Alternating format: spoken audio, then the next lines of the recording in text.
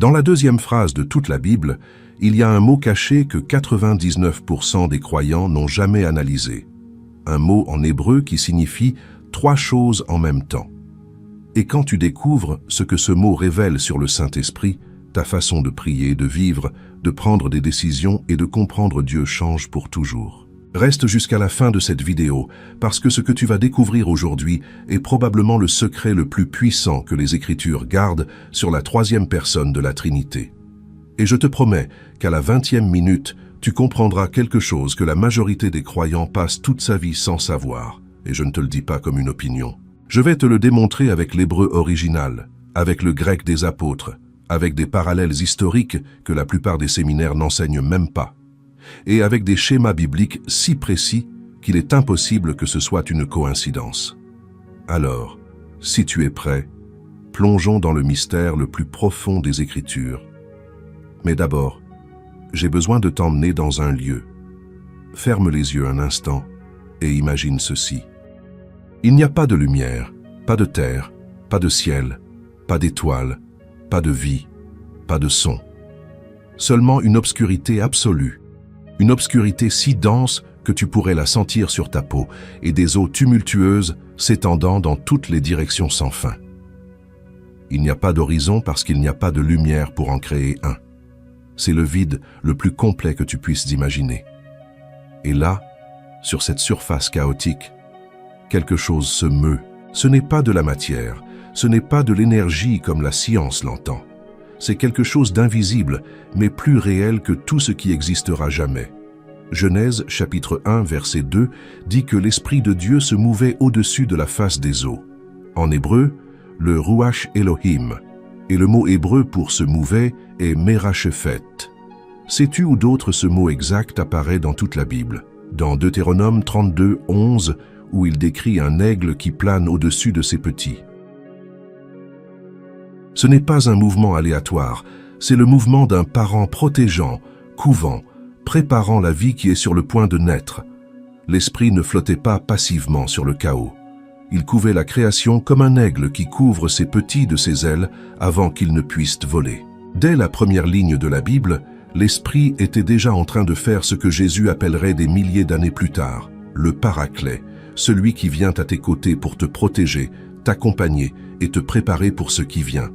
Et voici le premier secret que presque personne ne connaît. Le mot Ruach. Écoute-le bien. Ruach. Ce mot hébreu signifie trois choses en même temps. Vent, souffle et esprit. Ce n'est pas que les traducteurs ont choisi l'une des trois options. Les trois significations opèrent simultanément. Quand la Genèse dit que le Ruach Elohim se mouvait sur les eaux, elle dit que le vent de Dieu, le souffle de Dieu et l'Esprit de Dieu agissaient comme une seule réalité tridimensionnelle.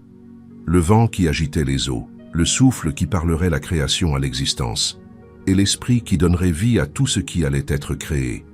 Et sais-tu combien de fois ce mot apparaît dans l'Ancien Testament?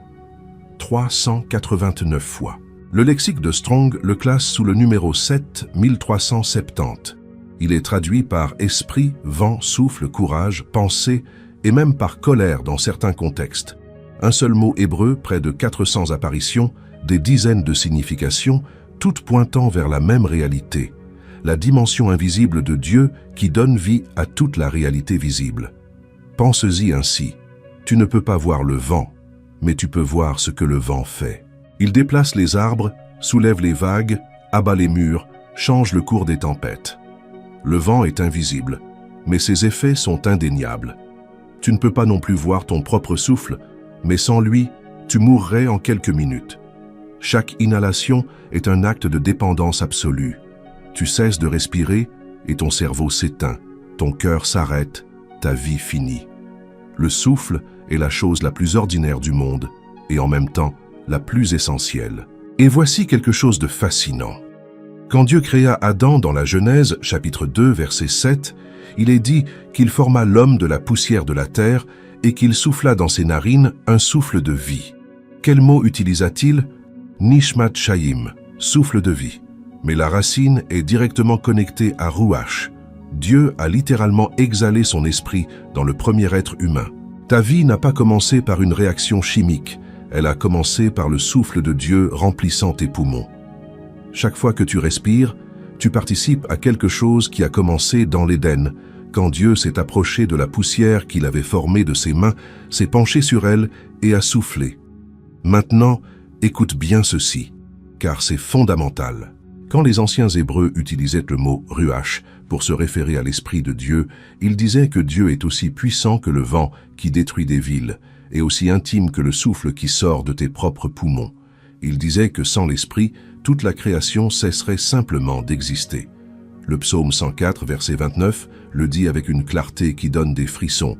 Si Dieu retire son ruach, toute créature meurt et retourne à la poussière. Sans l'Esprit, tout retourne au chaos, tout retourne au néant, tout retourne à ce moment obscur de Genèse 1-2, avant que Dieu ne parle. Et ce n'est que le commencement, parce que ce qui vient maintenant va complètement changer ce que tu comprends du Saint-Esprit. Il y a autre chose de caché dans ce mot « ruach ». En hébreu, c'est un nom qui peut être masculin ou féminin. Les rabbins du Talmud ont discuté de cela pendant des siècles. La tradition juive la plus ancienne enseigne que l'Esprit de Dieu transcende toutes les catégories humaines. Il ne peut être réduit à aucun concept que nos esprits limités puissent contenir. Il est plus grand que nos définitions, plus profond que nos doctrines, plus réel que n'importe quelle expérience que nous ayons eue. Mais attends, parce que j'ai besoin maintenant de te montrer un fait qui va te surprendre. Dans tout l'Ancien Testament, sais-tu combien de fois apparaît l'expression exacte « Ruach HaKodesh » Saint-Esprit? 3 fois, seulement 3. La première se trouve dans le psaume 51, verset 11. Imagine David. Il a commis le pire péché de sa vie. Il est tombé avec Bathsheba. Il a fait tuer son mari Uri.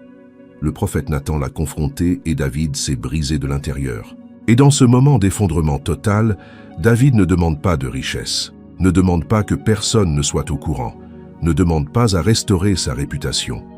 Sa prière la plus désespérée est celle-ci: « Ne me rejette pas de ta présence et ne me retire pas ton Ruach HaKodesh ». David avait vu ce qui était arrivé à Saül quand l'Esprit s'était retiré de lui: ténèbres, folie, destruction. Et la terreur de cette possibilité était pire que n'importe quel châtiment. La deuxième et la troisième apparition sont dans Isaïe 63, versets 10 et 11, où le prophète dit qu'Israël se révolta et attrista son Esprit Saint. Et ensuite il demande avec douleur: « Où est celui qui mit son Esprit Saint au milieu d'eux » 3 fois l'expression exacte, mais la présence de l'Esprit sous d'autres noms, Ruach Elohim, Ruach Adonai, Ruach Yahvé, apparaît près de 400 fois. 400 apparitions sous différents noms, mais toujours la même personne agissant. Si cette vidéo te révèle quelque chose que tu ne savais pas, s'il te plaît, prends une seconde pour mettre un like. Cela aide à ce que plus de personnes découvrent ces vérités cachées dans le texte original des Écritures. Et si tu ne t'es pas encore abonné, fais-le maintenant, parce que ce qui vient dans les prochaines minutes est encore plus percutant. Maintenant, j'ai besoin de te montrer quelque chose de fascinant sur la façon dont l'Esprit opérait dans l'Ancien Testament, parce qu'il y a un schéma que presque personne ne remarque. Et quand tu le vois, tu comprends pourquoi David avait si peur de perdre l'Esprit. Dans l'Ancien Testament, l'Esprit venait sur les personnes. Il descendait, reposait temporairement, remplissait quelqu'un pour une tâche spécifique, puis pouvait se retirer. Regarde les exemples. Dans Exode 31, Dieu remplit Betsaléel du Ruach pour concevoir le tabernacle. Cet artisan reçut une sagesse surnaturelle, une intelligence divine, une capacité créative qui n'était pas la sienne. Chaque sculpture, chaque tissage, chaque pièce d'or du tabernacle portait l'empreinte de l'Esprit. Le premier artiste mentionné par son nom dans toute la Bible était un artiste du Saint-Esprit. Dans les Juges, l'Esprit de Yahvé vient sur Othniel et il délivre Israël. Il vient sur Gédéon et lui donne du courage pour affronter une armée avec seulement 300 hommes. Il vient sur Samson et lui donne la force de déchirer un lion de ses mains nues. Mais maintenant, prête attention, car voici la partie que très peu prêchent. Samson est l'exemple le plus tragique de toute la Bible en relation avec l'Esprit. L'Esprit vient sur lui encore et encore, lui donnant des pouvoirs extraordinaires. Imagine la scène. Un jeune Israélite marchant dans les vignes de Timna. Quand un jeune lion rugit et se lance sur lui, n'importe quel être humain normal serait mort en quelques secondes. Mais l'esprit de Yahvé vient sur Samson et il déchire le lion de ses mains nues comme s'il s'agissait d'un chevreau. C'est aussi réel, aussi physique, aussi surnaturel qu'était l'opération de l'esprit. Mais Samson commet une erreur que beaucoup de croyants commettent aujourd'hui. Il commence à traiter l'esprit comme un outil. Il l'utilise pour ses propres fins. Il joue avec le mystère de son onction. Il s'approche des frontières du péché encore et encore, croyant que la force sera toujours là. Jusqu'au jour où, après avoir révélé son secret à Dalila, il essaie de se lever comme les autres fois. Et les Écritures disent quelque chose de dévastateur dans Juge 16:20. Il ne savait pas que Yahvé s'était retiré de lui. Écoute ça encore une fois. Il ne le savait pas. L'esprit était parti et Samson ne s'en était même pas rendu compte. Il continuait de bouger, de parler, d'agir, croyant que tout était pareil. Mais la puissance n'était plus là. L'onction ne coulait plus. Et le pire, c'est qu'il ne le percevait pas. Sais-tu quelle est l'image la plus triste de toute l'histoire de Samson? Un homme aveugle, enchaîné, tournant dans un moulin comme un bœuf, au même endroit où il avait autrefois détruit des armées. Les Philistins lui avaient arraché les yeux, mais bien avant cela, Samson était déjà devenu aveugle spirituellement.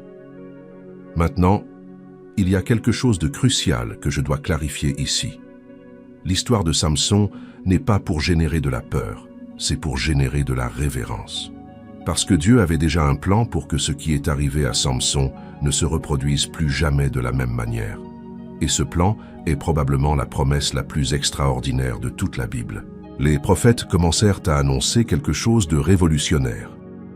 Ézéchiel écrivit une prophétie dans le chapitre 36, versets 26 et 27, qui devrait faire trembler de joie n'importe quel croyant. « Je vous donnerai un cœur nouveau, et je mettrai un esprit nouveau en vous. J'ôterai de votre chair le cœur de pierre, et je vous donnerai un cœur de chair. Je mettrai mon esprit en vous. » Tu vois la différence? Dans tout l'Ancien Testament, l'Esprit venait sur les personnes de l'extérieur, temporairement. Mais Ézéchiel dit « en vous ». Plus un visiteur, mais un résident permanent. Joël prophétisa la même chose sous un autre angle. « Je répandrai mon esprit sur toute chair, pas sur quelques élus, pas exclusivement sur des prophètes et des rois, mais sur toute chair, hommes et femmes, jeunes et vieux, serviteurs et libres. » Et Jérémie ajoute une autre pièce du puzzle dans le chapitre 31. « Je mettrai ma loi au-dedans d'eux, je l'écrirai sur leur cœur. » Pense à ce que cela signifie. Sur le Sinaï, Dieu écrivit la loi sur la pierre avec son doigt. C'était externe, exigeant. Tu pouvais la lire, la mémoriser, la réciter et quand même la violer, parce que les lettres sur la pierre n'avaient pas le pouvoir de changer le cœur qui les lisait. Mais Jérémie annonce que Dieu changerait le moyen de communication. Plus de pierre, mais un cœur. Plus un doigt divin sur une roche morte, mais un esprit divin sur une chair vivante. Imagine-le ainsi. Un homme marié peut avoir une liste de règles qui lui dit « Ne trompe pas ta femme ». C'est la loi. Mais un homme qui est profondément et passionnément amoureux de sa femme n'a pas besoin de cette règle. La fidélité n'est pas une obligation, c'est une conséquence naturelle de son amour. C'est exactement ce que l'Esprit fait. Il ne te dit pas « Ne pêche pas ». Il te rend amoureux de Dieu si profondément que péché devient quelque chose que ta propre nature renouvelée rejette. Et maintenant, nous arrivons au moment où toute cette promesse prophétique s'est accomplie. Mais pas comme personne ne l'attendait. La nuit avant de mourir, Jésus dit quelque chose qui changerait l'histoire pour toujours. Jean, chapitre 14, verset 17. « L'Esprit de vérité demeure avec vous, et il sera en vous. » Observe les deux prépositions, « avec vous » et ensuite « en vous ».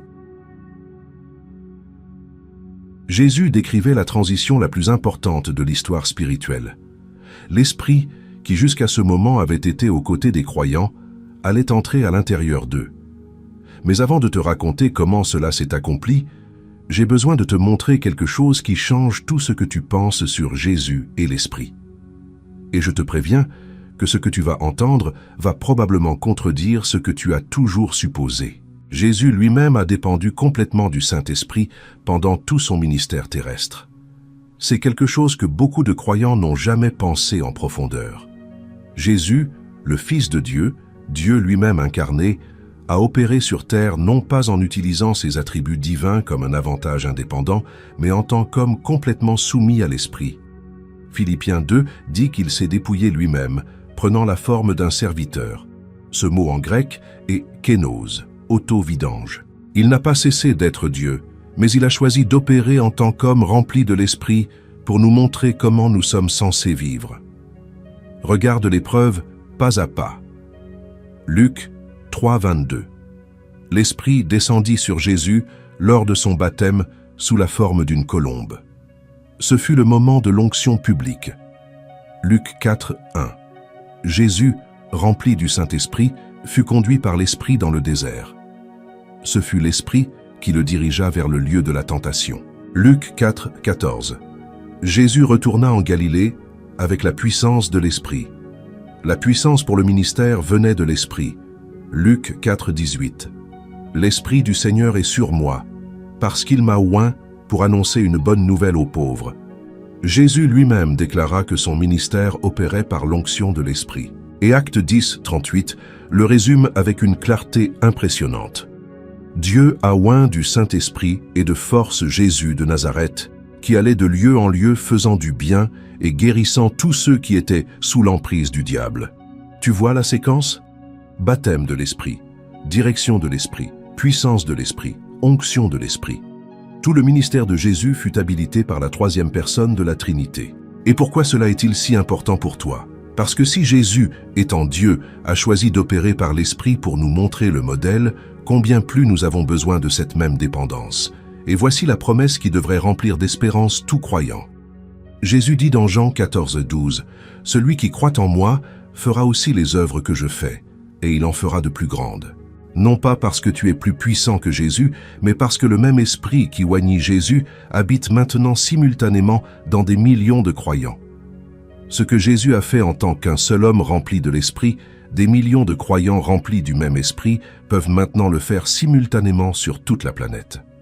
Et Jésus utilisa un mot grec spécifique pour décrire l'Esprit. Il l'appela « paraklétos ». Ce mot est traduit par « consolateur »,« avocat »,« aide », mais le sens réel est bien plus profond.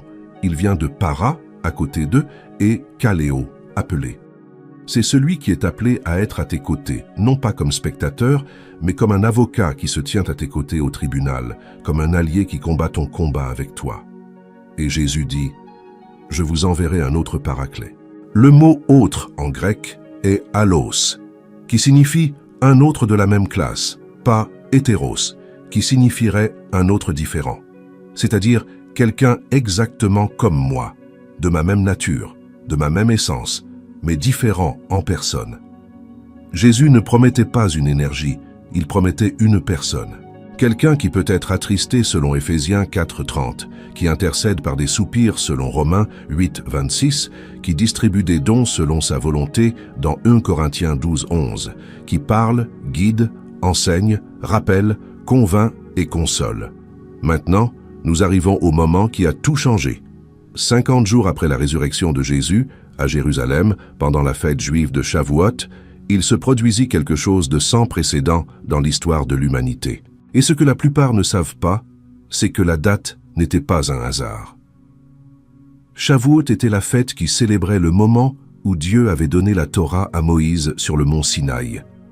La tradition juive ancienne enseigne que lorsque Dieu parla depuis le Sinaï, sa voix se divisa en 70 langues pour que toutes les nations du monde puissent l'entendre. Maintenant, imagine ce qui se passa dans Actes, chapitre 2. 120 personnes réunies dans une chambre haute. L'air est chargé d'attente. Cela fait 10 jours qu'ils prient ensemble depuis que Jésus est monté au ciel. 120 personnes dans une pièce, probablement pas très grande. Tu peux l'imaginer.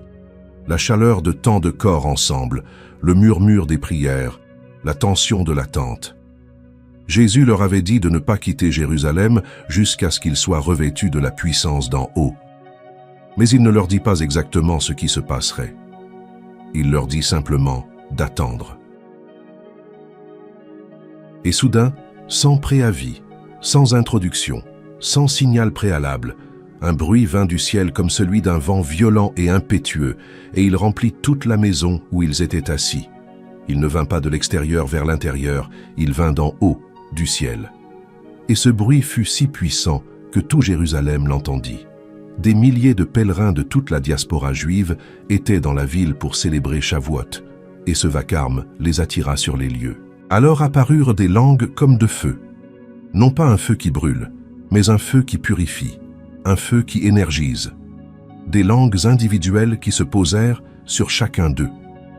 Pas une seule flamme sur tout le groupe, mais une flamme personnelle sur chaque personne. L'Esprit ne vint pas en masse, il vint individuellement, personnellement, intimement, sur chacun. Et ils commencèrent à parler dans des langues qu'ils n'avaient jamais apprises.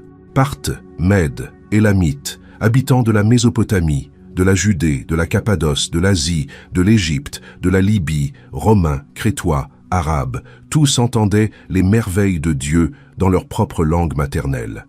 Pas dans une langue générique, mais dans la langue que leur mère leur chantait quand ils étaient enfants. L'Esprit de Dieu communiquait avec chaque personne dans sa langue la plus intime. Et voici la connexion qui va te couper le souffle. Sur le Sinaï, Dieu parla de l'extérieur, depuis une montagne en feu. Et la tradition dit que sa voix se divisa en 70 langues. À la Pentecôte, Dieu parla de l'intérieur, depuis des langues de feu sur les croyants, et les nations entendirent dans leur propre langue. Mais il y a plus, bien plus. Prête-moi toute ton attention. Sur le Sinaï, Exode 19:12 dit que Moïse dut mettre des limites autour de la montagne. Personne ne pouvait la toucher, pas même un animal. S'il le faisait, il mourrait. La présence de Dieu était si intense, si incompatible avec le péché humain, qu'elle nécessitait des barrières de protection. Mais à la Pentecôte, il n'y eut pas de barrière, pas de limite, pas d'avertissement de mort. Le feu ne descendit pas sur une montagne isolée, mais sur des personnes ordinaires, des pêcheurs, des collecteurs d'impôts, des femmes. La présence qui tuait sur le Sinaï donnait maintenant la vie à la Pentecôte. Qu'est-ce qui avait changé? La croix. Le sang de Christ avait purifié ce que la loi n'avait jamais pu purifier. Parce qu'entre le Sinaï et la Pentecôte, il y eut un calvaire. Et le calvaire rendit possible l'impossible, que le Dieu saint habite à l'intérieur de vases humains sans les détruire. Sur le Sinaï, Dieu descendit dans le feu. À la Pentecôte, des langues de feu descendirent. Sur le Sinaï, il y eut un bruit qui fit trembler la montagne. À la Pentecôte, un bruit du ciel comme d'un vent violent. Sur le Sinaï, Dieu écrivit la loi sur des tables de pierre. À la Pentecôte, il écrivit sa présence sur des cœurs de chair. Et maintenant, voici le détail le plus percutant de tous. Sur le Sinaï, selon Exode 32, pendant que Moïse recevait la loi en haut, le peuple en bas construisit le veau d'or. La conséquence, 3000 personnes moururent. À la Pentecôte, pendant que l'Esprit descendait, Pierre prêcha au peuple. La conséquence, 3000 personnes furent sauvées.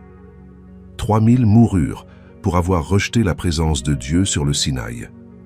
3000 naquirent de nouveau pour l'avoir reçue à la Pentecôte.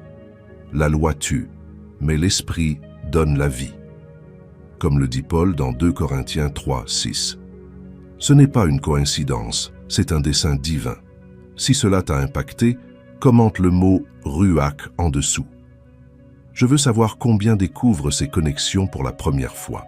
Et reste, parce que ce qui vient dans les prochaines minutes va être encore plus révélateur.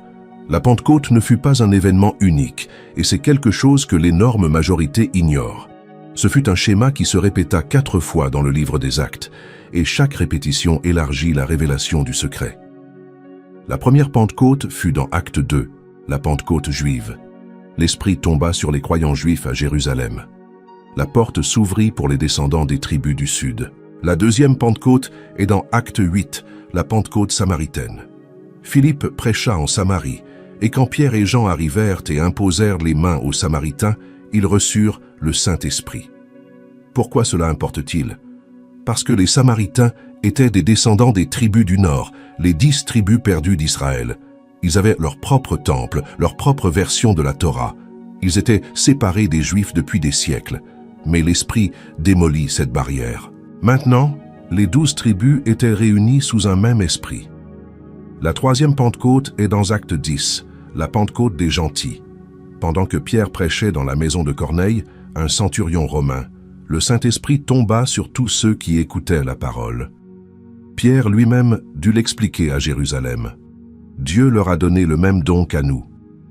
Le mur entre juifs et gentils, la division la plus profonde du monde antique, fut pulvérisé par l'Esprit. Et la quatrième Pentecôte est dans Acte 19, la Pentecôte éphésienne.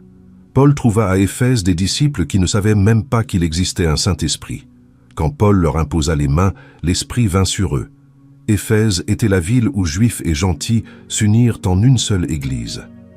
Paul écrirait plus tard « Vous n'êtes plus des étrangers, mais des concitoyens des saints, édifiés ensemble pour être une habitation de Dieu en esprit. » 4 Pentecôtes, juifs, samaritains, gentils, Église unifiée, chacune élargissant la portée de l'Esprit jusqu'à couvrir toute l'humanité.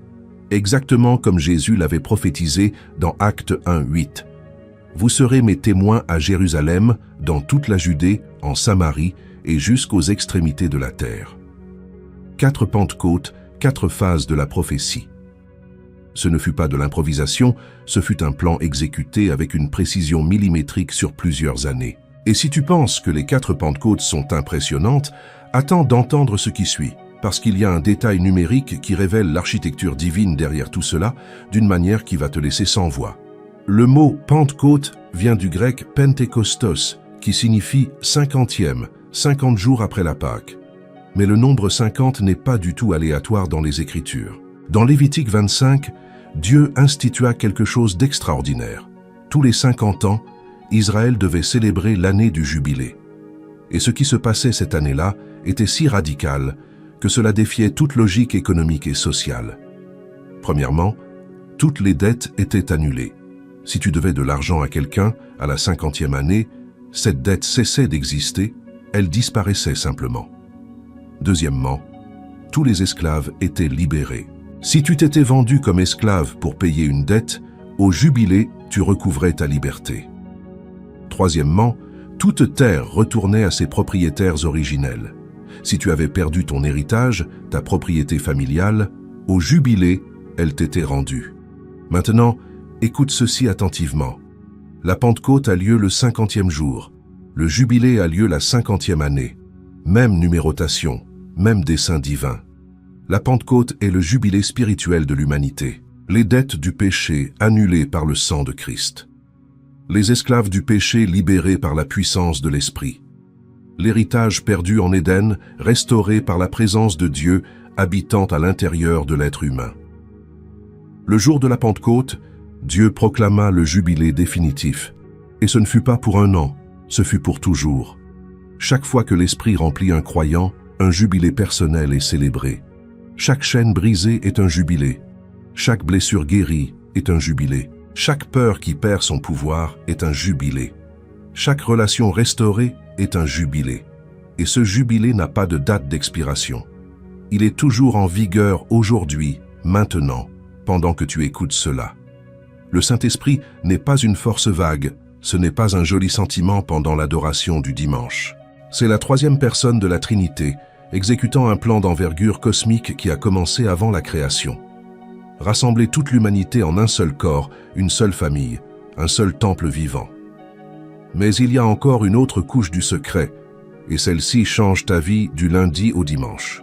Parce que tout ce que nous avons vu jusqu'à présent pourrait sembler être de l'histoire ancienne. Le Sinaï, c'était il y a 3500 ans. La Pentecôte, il y a 2000 ans. Mais ce que je vais te montrer maintenant, c'est comment l'Esprit opère dans le présent, dans ta vie aujourd'hui. Quand tu examines le Nouveau Testament en grec, tu découvres quelque chose que la plupart des traductions ne te permettent pas de voir. La Bible utilise au moins 7 verbes différents pour décrire ce que le Saint-Esprit fait avec le croyant. Pas 1, pas 2, 7. Et chacun révèle une dimension complètement différente de son opération. C'est comme si l'Esprit était un diamant à 7 facettes. Et chaque facette reflète une lumière distincte. La majorité des croyants n'a vu qu'une ou 2 facettes. Aujourd'hui, tu vas voir les 7. Le premier est baptizo, immerger, être baptisé dans l'Esprit. L'image est celle d'un navire coulé où chaque compartiment se remplit d'eau. aucun domaine de ta vie n'est hors de sa portée. Le deuxième est plerou, remplir. Ce mot était utilisé pour décrire le vent remplissant les voiles d'un navire. L'esprit n'est pas seulement en toi. Il te pousse, te meut, t'emporte là où Dieu veut. Le troisième est épipipto, tomber sur. Quelque chose de soudain, puissant, inattendu.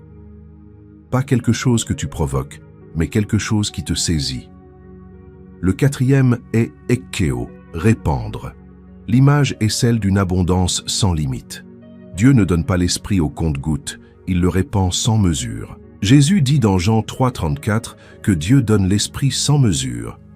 Le cinquième est lambano, recevoir. Prendre activement quelque chose qui est offert. Ce n'est pas passif. C'est une main qui se tend et attrape ce qui lui est donné. Le sixième est sphragizo, celler. Dans le monde antique, un sceau était la marque du roi. Personne ne pouvait l'ouvrir, sauf le roi lui-même. Quand Dieu te scelle de son esprit, il met sa marque de propriété sur toi. Tu es déclaré possession royale.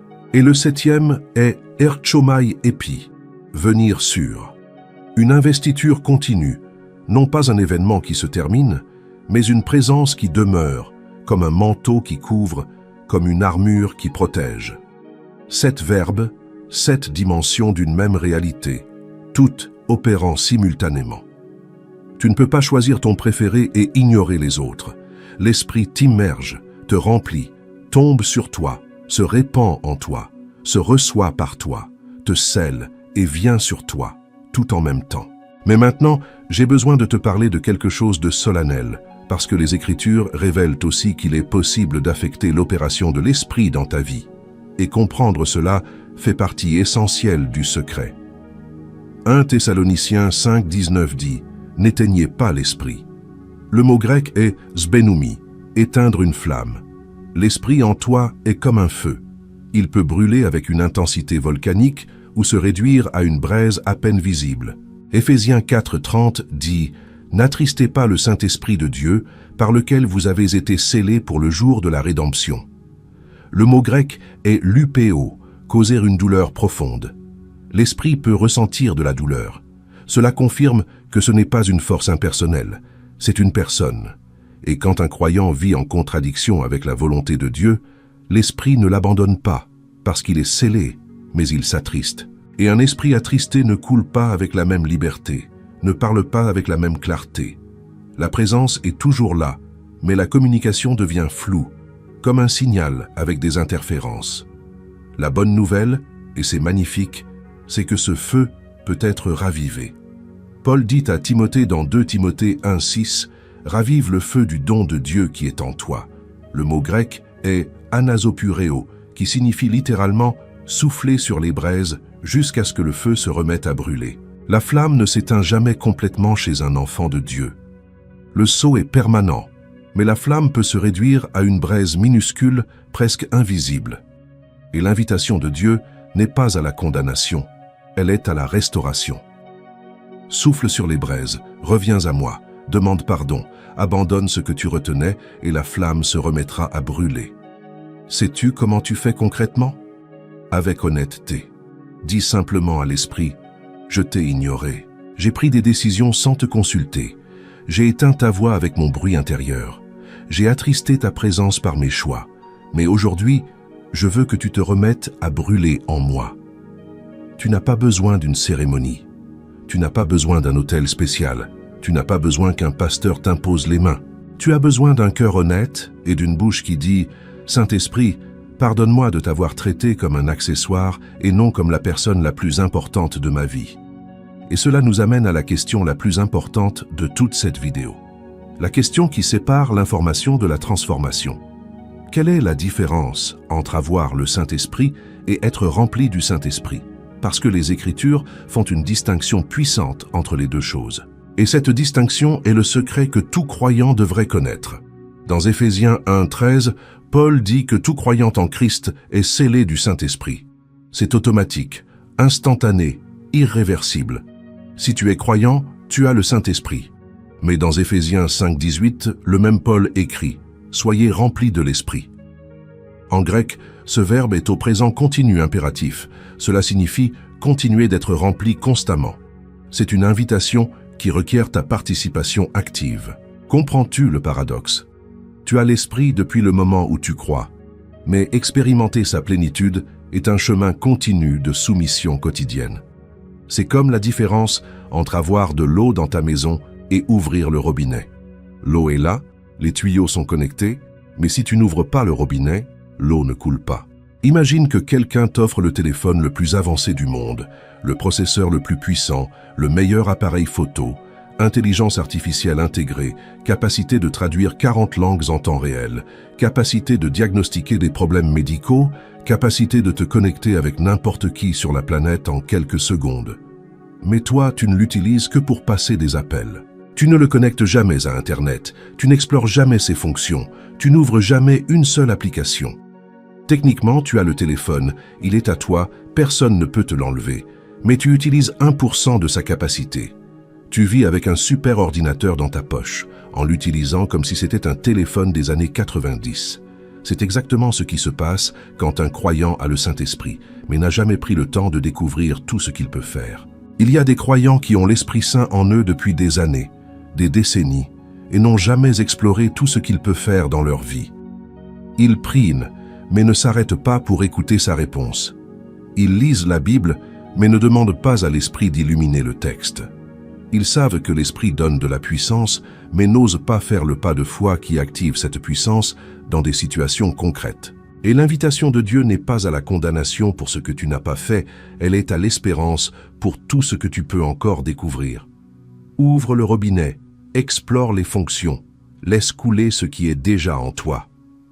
Paul écrivit à Timothée quelque chose qui devrait secouer tout croyant. Car ce n'est pas un esprit de timidité que Dieu nous a donné, mais un esprit de force, d'amour et de sagesse. Force, amour et sagesse. 3 capacités surnaturelles déposées à l'intérieur de chaque croyant. Et le mot grec que Paul utilise pour « nous a donné » est au passé définitif. Il l'a déjà donné, c'est déjà fait.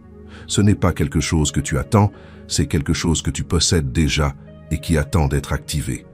Comment ouvre-t-on ce robinet? Les Écritures le révèlent clairement. Et ce que je vais partager avec toi sont les 4 clés qui ouvrent le flux de l'esprit dans ta vie quotidienne. Premièrement, l'abandon. Et c'est la clé la plus difficile parce qu'elle va contre tout ce que la culture moderne nous enseigne. Le monde te dit « prends le contrôle, sois ton propre patron, ne dépends de personne ». Et l'esprit dit exactement le contraire. Abandonne, lâche prise, fais confiance. L'esprit remplit ce que tu lui abandonnes. Chaque domaine de ta vie que tu retiens sous ton propre contrôle est un domaine où l'esprit attend ta permission pour agir. Il respecte ta volonté, ne force pas les portes. Il attend que tu lui ouvres. Pense-y ainsi. Un fleuve ne peut pas couler à travers un barrage fermé. Le barrage n'élimine pas le fleuve. Le fleuve est toujours là, avec toute sa force qui attend. Mais tant que la vanne est fermée, l'eau ne passe pas. Tes domaines non abandonnés sont des vannes fermées. L'esprit est de l'autre côté avec toute sa puissance, attendant que tu ouvres. Cela peut être ta carrière professionnelle que tu planifies sans le consulter. Cela peut être une relation que tu sais ne pas te convenir, mais à laquelle tu t'accroches. Cela peut être une amertume contre quelqu'un qui t'a blessé et que tu refuses de pardonner. Cela peut être une habitude secrète que personne ne connaît, mais que l'esprit connaît. Chacun de ces domaines est une vanne. Et l'abandon est la décision d'ouvrir chaque vanne une par une et de dire « Saint-Esprit, ceci aussi est à toi ». Deuxièmement, l'obéissance. Acte 5, 32 dit que Dieu donne le Saint-Esprit à ceux qui lui obéissent. Mais attention, et c'est crucial, l'obéissance à l'Esprit n'est pas la même chose que l'obéissance à des règles religieuses froides. L'obéissance religieuse dit « Je ferai cela parce qu'on me l'ordonne, et si je ne le fais pas, je serai puni. » L'obéissance à l'Esprit dit « Je ferai cela parce que je sens que l'Esprit en moi me guide vers ce qui est juste et qu'il me donne à la fois le désir et la capacité de le faire. » L'une est externe, forcée, basée sur la peur. L'autre est interne, naturelle, basée sur l'amour. Paul le résume magistralement dans Galates 5,18. Si vous êtes conduit par l'Esprit, vous n'êtes point sous la loi. Tu n'as pas besoin d'un code externe de règles quand tu as un guide interne divin. Tu n'as pas besoin d'un GPS collé au pare-brise quand tu as un copilote assis à tes côtés, te disant exactement quand tourner, quand freiner, quand accélérer et quand arrêter. Troisièmement, la communion. L'Esprit est une personne, et les personnes se connaissent à travers la relation, pas à travers des formules ou des rituels, ni en répétant les mêmes mots chaque matin comme si c'était un code qui débloque quelque chose. C'est à travers du temps investi, une conversation honnête, une intimité authentique. Paul le dit à la fin de 2 Corinthiens. La communion du Saint-Esprit soit avec vous tous. Koinonia en grec, participation partagée, intimité profonde, vie partagée. Comment cela se traduit-il concrètement? Cela ressemble à parler à l'Esprit pendant la journée, pas seulement au moment de la prière formelle. En conduisant au travail, en cuisinant, en marchant dans la rue, lui dire « Saint-Esprit, que penses-tu de cette décision? Comment devrais-je gérer cette situation? Y a-t-il quelque chose que tu veux me montrer aujourd'hui ?» Ça semble simple, et ça l'est, mais c'est exactement ainsi que fonctionne la communion. Ce n'est pas compliqué, c'est constant. Ce n'est pas spectaculaire, c'est intime. Et avec le temps, cette communication continue devient la relation la plus profonde et la plus transformatrice de toute ta vie. Et il y a autre chose que tu dois savoir sur comment cette communion fonctionne. La différence entre le fruit et les dons de l'Esprit. Parce que comprendre cela débloque une compréhension nouvelle de comment l'Esprit opère dans ta vie quotidienne. Galates 5,22 parle du fruit de l'Esprit. Amour, joie, paix, patience, bonté, bienveillance, foi, douceur, maîtrise de soi. Observe que c'est fruits au singulier, pas fruits au pluriel. C'est le caractère de Christ se reproduisant à l'intérieur de toi. Ce n'est pas quelque chose que tu produis par l'effort. Cela croît organiquement quand tu restes attaché au cépé. Comme Jésus l'a dit dans Jean 15, un pommier ne fait pas d'effort pour donner des pommes. Il donne des pommes parce que c'est un pommier. De la même manière, un croyant rempli de l'Esprit ne fait pas d'effort pour avoir de l'amour et de la paix. Cela jaillit naturellement. Les dons de l'Esprit, dans 1 Corinthiens 12, sont distribués individuellement selon la volonté de l'Esprit. Sagesse, science, foi, guérison, miracle, prophétie, discernement, langue, interprétation. Tout le monde n'a pas les mêmes dons, mais tout le monde a accès aux mêmes fruits. Et voici la clé. Les Écritures ne nous demandent jamais de choisir entre le fruit et les dons. Elles nous invitent à cultiver les deux. Parce que l'Esprit qui produit le caractère de Christ distribue aussi la puissance de Christ. Séparer le fruit des dons, c'est comme séparer la chaleur de la flamme. Là où il y a un feu authentique, il y a à la fois de la chaleur et de la lumière. Et quatrièmement, il y a quelque chose que la tradition juive la plus ancienne a compris de manière profonde. Le Talmud enseigne que le Saint-Esprit repose sur une âme joyeuse. La présence de l'Esprit est connectée à la joie, non pas à l'angoisse religieuse, non pas à l'effort désespéré, mais à la joie. Paul le confirme dans Romains 14,17. Le royaume de Dieu, c'est la justice, la paix et la joie par le Saint-Esprit. La joie authentique et l'adoration sincère créent les conditions où l'Esprit se manifeste avec liberté. Remarque que quand Élisée eut besoin d'une parole prophétique, il dit « Amenez-moi un joueur de harpe ». Et pendant que le musicien jouait, la main de Yahvé vint sur lui. L'adoration joyeuse ouvrit la porte. Abonne-toi maintenant si cette vidéo te bénit et active la cloche des notifications parce que chaque semaine nous partageons des révélations comme celle-ci directement depuis le texte original des Écritures. Maintenant, je vais te révéler quelque chose sur les noms du Saint-Esprit qui devrait te laisser émerveiller. En hébreu, il est appelé Ruach HaKodesh, Esprit de sainteté, mais aussi Ruach Elohim, Esprit de Dieu, Ruach Adonai, Esprit du Seigneur, et Rushi, qui est quand Dieu dit « mon esprit », un possessif intime, personnel. En grec, Jésus lui donne des titres qu'aucun prophète de l'Ancien Testament n'a utilisés. Il l'appelle « Pneuma tes aletheia », l'esprit de vérité. Dans un monde de confusion, l'esprit en toi est un détecteur de vérité infaillible.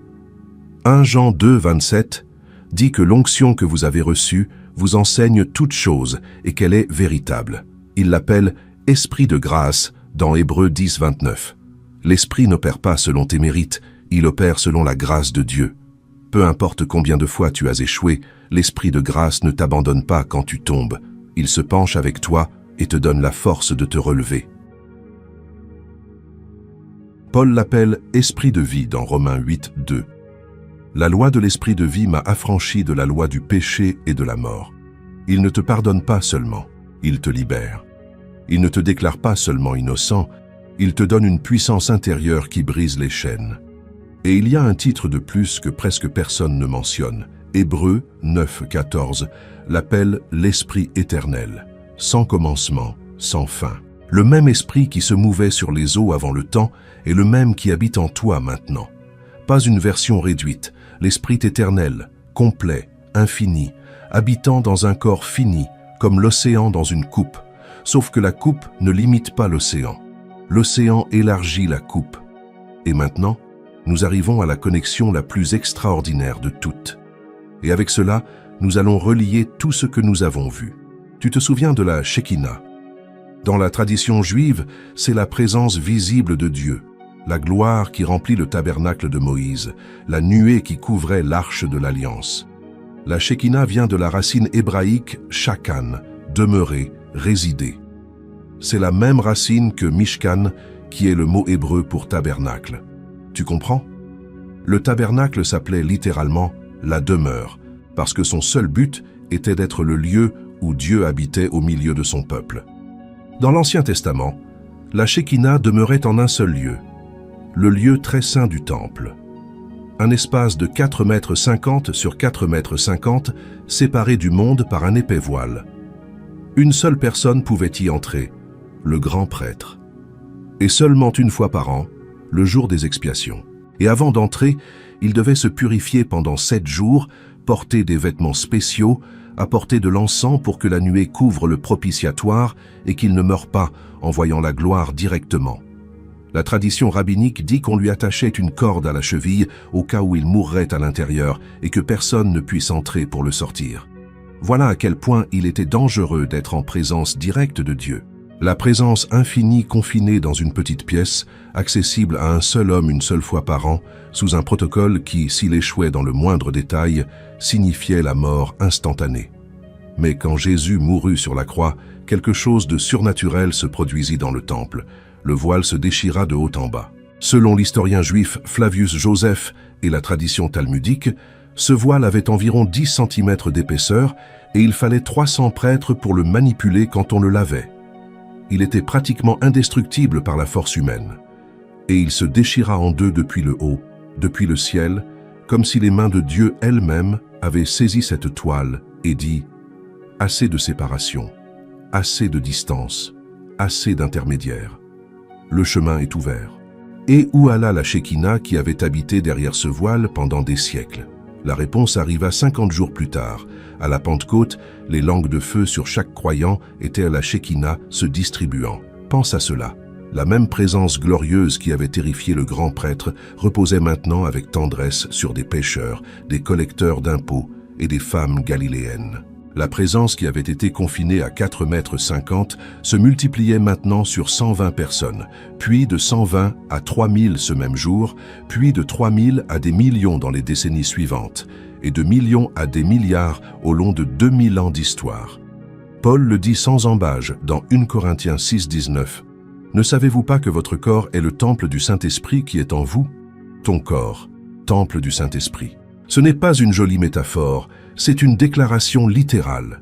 Tu saisis l'énormité de ce que cela signifie pour ta vie quotidienne. Quand tu te réveilles le matin, la Shekinah se réveille avec toi. Quand tu marches dans la rue, le lieu très saint marche dans la rue. Quand tu entres dans ton travail, la présence de Dieu entre dans ton travail.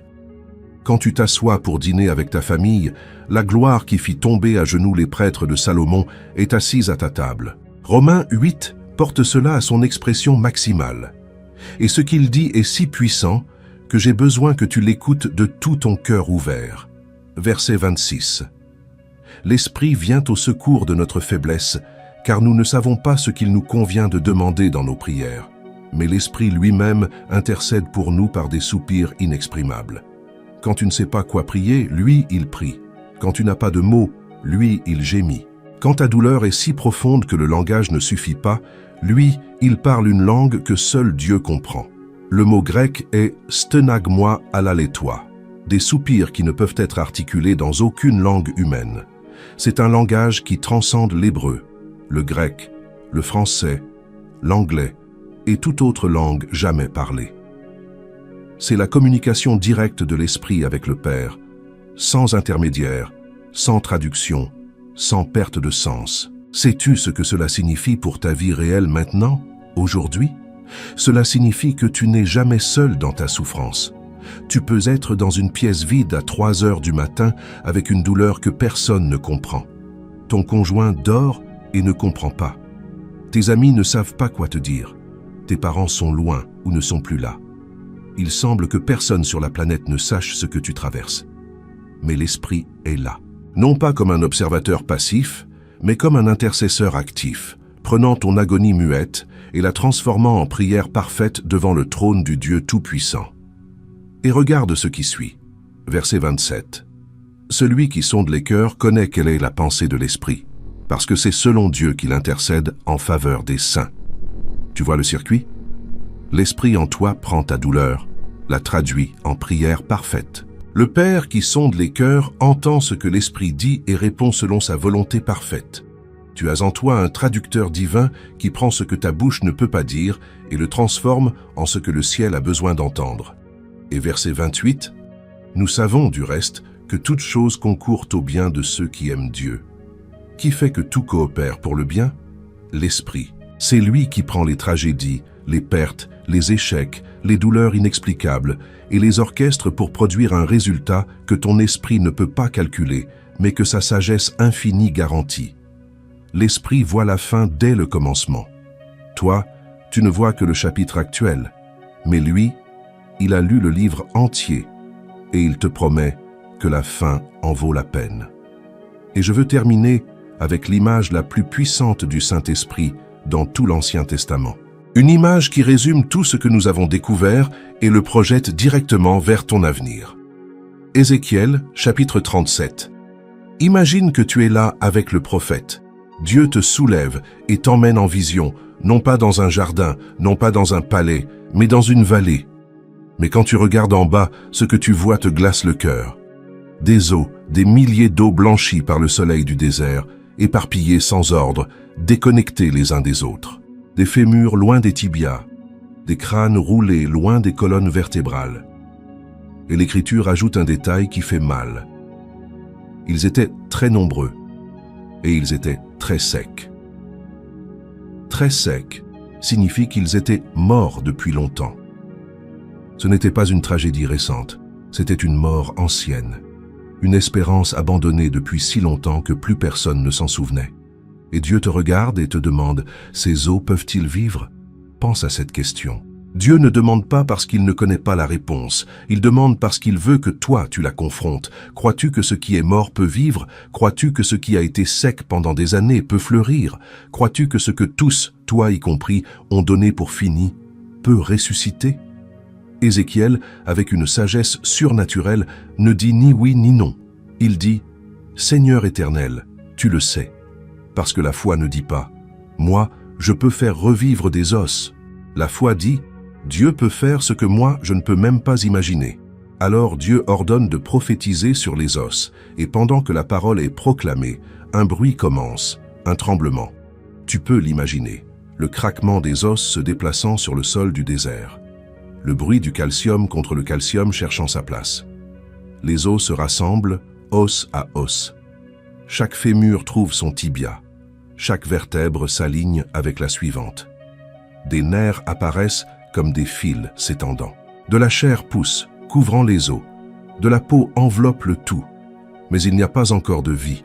Ce sont des corps parfaitement formés, anatomiquement complets, mais inertes. De beaux cadavres, des structures sans esprit. Sais-tu combien d'églises, combien de ministères, combien de vies ressemblent exactement à cela? Ils ont la forme correcte, mais n'ont pas la vie. Ils ont la doctrine impeccable, mais n'ont pas le feu. Ils ont la structure parfaite, mais n'ont pas le souffle. Ce sont des os organisés, mais morts. Et alors vient l'ordre final, l'ordre qui change tout.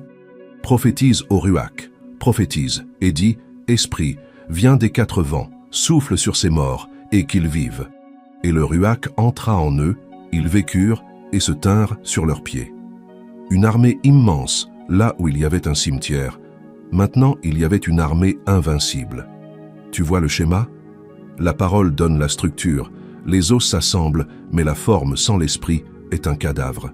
Tu peux avoir la doctrine correcte, la théologie impeccable, la structure ecclésiale parfaite, les programmes les plus organisés, les bâtiments les plus beaux, la musique la plus professionnelle. Mais sans le ruach, tout est structure sans vie. Ce sont des os parfaitement organisés, mais inertes. Et l'Église du XXIe siècle a besoin d'entendre cela. Nous n'avons pas besoin de plus de programmes, nous avons besoin de plus de ruach. Nous n'avons pas besoin de plus de stratégies de croissance, nous avons besoin de plus de feu du ciel. Nous n'avons pas besoin de plus de technologie pastorale, nous avons besoin de plus de dépendance absolue au Saint-Esprit. Quand l'Esprit souffle, les cadavres deviennent des guerriers. Ce qui était mort se lève, ce qui était sec fleurit, ce qui était vaincu se transforme en une armée invincible. Ce qui était un cimetière devient un champ de bataille où les soldats de Dieu marchent avec une puissance surnaturelle. Et remarque d'où vient l'esprit. Des quatre vents, nord, sud, est, ouest. L'esprit n'est pas limité à une seule direction, ni confiné à une dénomination, une tradition ou une culture. Il souffle des 4 points cardinaux sur toute chair, sans frontières, sans exclusion. Cette vision d'Ézéchiel, c'est ta vie. Et j'ai besoin que tu écoutes cela comme si Dieu te le disait directement à toi en ce moment.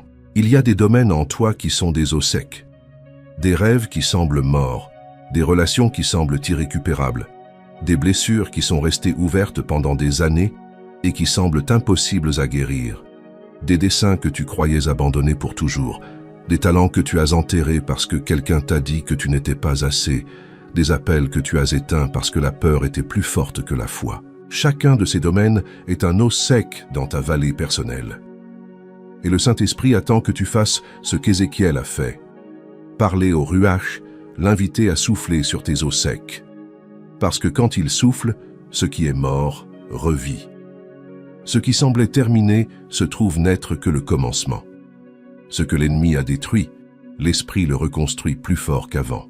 Ce que la vie t'a enlevé, l'Esprit te le rend multiplié. Parce que le Dieu du jubilé ne se contente pas de restaurer, il rend avec intérêt. Joël 2,25 le dit. « Je vous remplacerai les années qu'ont dévoré la sauterelle, le criquet, le grillon et la chenille. Des années entières de destruction restaurées par le souffle du ruach.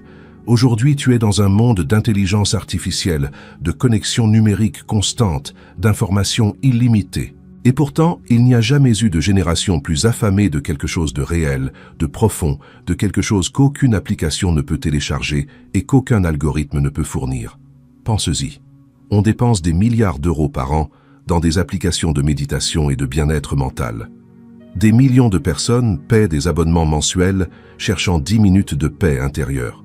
Le Saint-Esprit donne une paix qui surpasse toute intelligence, gratuitement. Des milliards sont dépensés en livres de développement personnel, cherchant un but et une direction. L'Esprit révèle le dessein éternel que Dieu a conçu pour toi avant la fondation du monde. Des millions cherchent une connexion authentique et ouvrent des réseaux sociaux où ils trouvent comparaison, anxiété et solitude déguisées en communauté. L'Esprit te connecte à la famille éternelle du Dieu vivant. La neuroscience moderne a cartographié 86 milliards de neurones dans le cerveau humain. Elle a découvert des milliers de connexions synaptiques. Elle peut scanner l'activité cérébrale en temps réel.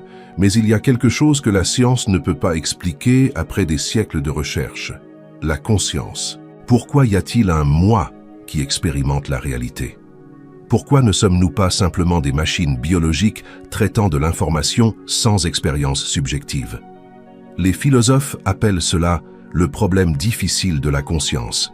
Après des décennies d'études, la science n'a pas de réponse. Mais la Genèse en a une. Dieu souffla le ruach dans la poussière et la poussière s'éveilla. La conscience n'est pas un produit de la matière, c'est l'empreinte du souffle divin à l'intérieur de l'être humain. La dimension que la science peut mesurer avec tous ses instruments est la dimension matérielle, mais la dimension du Ruach est au-delà de tout microscope, de tout scanner, de toute équation. Et pourtant, c'est la dimension la plus réelle de toutes. Et maintenant, laisse-moi être très spécifique sur ce qui change quand tu commences à vivre conscient de la présence de l'esprit à l'intérieur de toi. Ta façon de prendre des décisions change. Tu ne décides plus seulement en te basant sur la logique, la commodité ou la pression sociale. Tu commences à percevoir un guide intérieur, un oui doux quand le chemin est correct, un frein inexplicable quand tu es sur le point de prendre un mauvais chemin. C'est ce que les croyants des premiers siècles appelaient le témoignage interne de l'esprit, une certitude qui transcende le raisonnement, un savoir que tu ne peux pas justifier intellectuellement, mais qui se révèle correct chaque fois que tu lui obéis. Avec le temps, tu apprends à reconnaître cette voix douce, et tu découvres que chaque fois que tu l'as suivie, ce fut la meilleure décision que tu pouvais prendre. Et chaque fois que tu l'as ignorée, tu as fini par regretter de ne pas l'avoir écoutée. Ta façon d'affronter la peur change. Parce que Romains 8,15 dit que tu n'as pas reçu un esprit de servitude pour retomber dans la crainte, mais que tu as reçu un esprit d'adoption par lequel nous crions « Abba, Père ». Le mot araméen « Abba » est l'expression la plus intime qu'un enfant puisse utiliser pour s'adresser à son père. C'est le premier mot qu'un enfant juif apprenait à dire. C'est l'équivalent de « papa ». L'esprit change ton identité à la racine. Tu n'es plus un orphelin essayant de survivre dans un monde hostile. Tu es un fils ou une fille du Dieu très haut, avec un accès direct au Père, avec la garantie que le Créateur de l'univers t'appelle sien. Et quand cette identité pénètre jusqu'au plus profond de ton être, la peur perd son pouvoir. Elle ne disparaît pas magiquement, mais elle ne gouverne plus tes décisions, parce que plus grand est celui qui est en toi que celui qui est dans le monde. Ta façon de te relationner avec les autres change. Parce que le fruit de l'esprit n'est pas une liste de vertus que tu produis par l'effort propre. C'est le caractère de Christ se formant en toi par le moyen de l'esprit. Et quand ce caractère grandit, tu commences à voir les personnes comme l'esprit les voit, non pas comme des menaces, non pas comme de la compétition, non pas comme des moyens pour une fin, mais comme des porteurs de l'image de Dieu, comme des êtres aimés par le Père, comme des personnes pour lesquelles Christ a donné sa vie. Et cette perspective transforme chaque relation dans ta vie. Des mariages qui étaient au bord du gouffre commencent à guérir. Des amitiés superficielles deviennent profondes. Des conflits professionnels se transforment en opportunités de service. Et même la façon dont tu traites l'inconnu qui te sert ton café le matin change, parce que tu ne le vois plus comme un étranger, mais comme quelqu'un que Dieu aime autant qu'il t'aime. Ta façon de souffrir change. Non pas parce que la souffrance disparaît, mais parce que tu ne souffres plus seul. Le Paraclet, celui qui a été appelé pour être à tes côtés, est littéralement à l'intérieur de toi au moment de la douleur, intercédant quand tu ne peux pas prier, consolant quand personne d'autre ne comprend, te rappelant les promesses de Dieu quand ton esprit ne peut voir que l'obscurité, et produisant en toi, comme dit Jacques, la patience qui accomplit son œuvre parfaite, afin que tu sois parfait et accompli, sans faillir en rien. La prochaine fois que tu ressens une impulsion inexplicable d'appeler quelqu'un qui a besoin d'aide, c'est l'esprit qui te guide. La prochaine fois que tu ressens une conviction profonde quand tu es sur le point de prendre une mauvaise décision, c'est l'esprit qui te protège. La prochaine fois qu'au milieu d'une crise tu ressens une paix qui n'a pas d'explication logique, c'est l'esprit qui te console. La prochaine fois que l'écriture soudain prend vie et te parle directement à ta situation, c'est l'esprit qui t'enseigne. La prochaine fois que tu sens que tu ne peux pas prier, que la douleur est trop grande pour la mettre en mots, c'est le moment où l'esprit intercède pour toi par des soupirs qui transcendent toute langue humaine. Il a toujours été là. Depuis avant la création, m'érachefait sur les eaux du chaos comme un aigle sur ses petits, soufflant la vie dans la narine d'Adam dans l'Éden, dans la colonne de feu qui guida Israël dans le désert pendant 40 ans, dans l'onction qui habilitait prophètes, rois et artisans, dans les promesses enflammées d'Ézéchiel, Joël et Jérémie, dans les paroles d'adieu de Jésus la nuit avant la croix, dans les langues de feu de la Pentecôte qui distribuèrent la Shekinah à chaque croyant, dans les 4 effusions des actes qui connectèrent juifs, Samaritains, gentils et toutes les nations, dans chaque croyant de chaque siècle, de chaque continent, jusqu'à ce moment exact où tu écoutes ces paroles. Et je veux que tu fasses quelque chose maintenant. Si tu écoutes ceci, pose ta main sur ta poitrine. Sens ton cœur battre. Chaque battement est possible parce que le ruach de Dieu soutient ta vie en ce moment même. Et à l'intérieur de cette poitrine, si tu es croyant en Jésus-Christ, habite la troisième personne de la Trinité.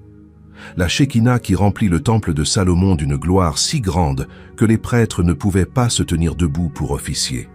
Le Paraclet que Jésus promit la nuit la plus sombre de l'histoire. L'Esprit éternel qui existait avant le temps, à l'intérieur de toi, maintenant, en cette seconde.